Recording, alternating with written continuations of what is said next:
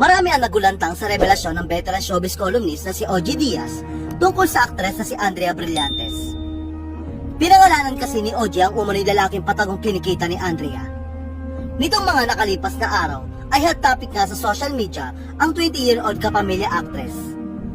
Una na rito dahil sa masalimuot na hiwalayan nila ng basketball player na si Richie Rivero.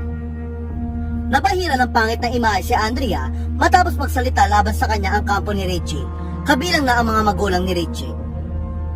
Sa cryptic post ng ama ni Richie, ipinahiwatig nitong masama ang ugali ni Andrea at pakitang tao lang para pag-usapan.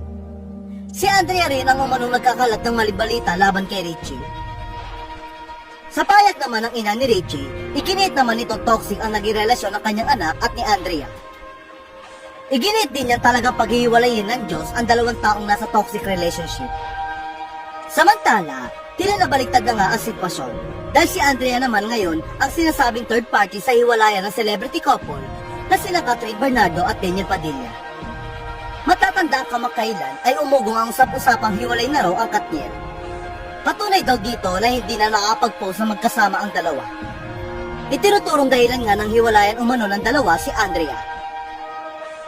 Sa katunayan, kaya raw ayaw makatrabaho ni Catherine si Andrea dahil ito raw ang dahilan ng di pagkakaunawaan nila ni Daniel.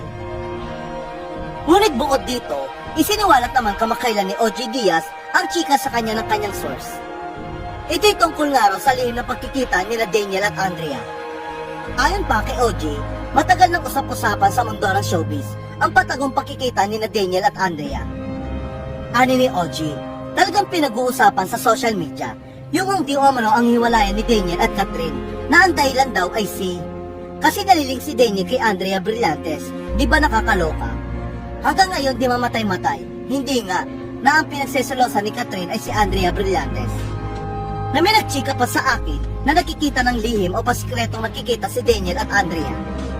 Tila hindi naman makapaniwala si OG na magagawa ni Daniel na pagtaksilan si Catherine dahil mahal na mahal daw ito ng aktor.